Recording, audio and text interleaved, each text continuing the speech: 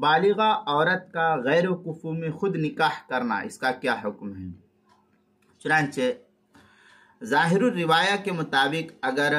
کوئی بالغہ عورت اولیاء کی اجازت کے بغیر از خود یعنی خود سے غیر کفو میں نکاح کر لے تو اس کا نکاح شرعی طور پر اگرچہ منعقد تو ہو جاتا ہے، لیکن اولیاء کو حق اعتراض اس صورت میں حاصل ہوتا ہے۔ وہ اگر چاہے تو شرعی عدالت میں مقدمہ دائر کر کے اس نکاح کو شرعی اعتبار سے فسخ کرا سکتے ہیں، جب تک کہ نکاح کے بعد حمل ظاہر نہ ہو،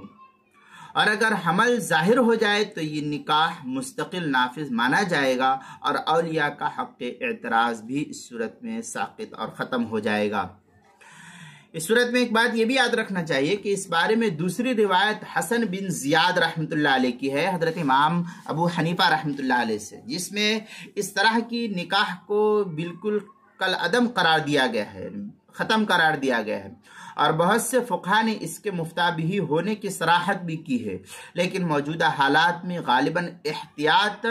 کا پہلو ظاہر روایت کے مطابق فتویٰ دینے پر ہے۔ یہ تفصیل حضرت مولانا مفتی محمد سلمان صاحب منصور پوری دامت برکاتہم نے اپنی کتاب المسائل کی 5ویں جلد صفحہ 313 پر نقل کیا ہے۔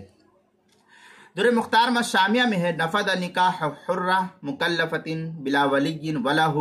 الولی، اس طریقے کی عبارت جو ہے در مختار شامی کتاب النکاح باب الولی جلد نمبر 4 صفحہ نمبر 655 اور 155 اور 156 پر اس کو نقل کیا، جو زکریا بک ڈپو دیوبند کا ہندی نسخہ ہے فتاوی شامی کا، اور فتاوی شامی جو کراچی کا چھپا ہوا نسخہ اس کی تیسری جلد صفحہ 55 اور 56 پر نقل کیا، مجمع الانہر پہلی جلد صفحہ 488 جو مکتبہ فقیہ الامت دیوبند کا چھپا ہوا نسخہ ہے، فتاوی تاتار خانیہ اس کی چوتھی جلد صفحہ 100 مسئلہ نمبر 5644 پر اس کو نقل کیا ہے۔ اسی طریقے سے جو ہے فتاوی تاتار خانیہ میں مزید ہے، اور حرۃ البالغۃ عاقلۃ البالغہ اذا زوجت نفسها من رجل هو کفو لها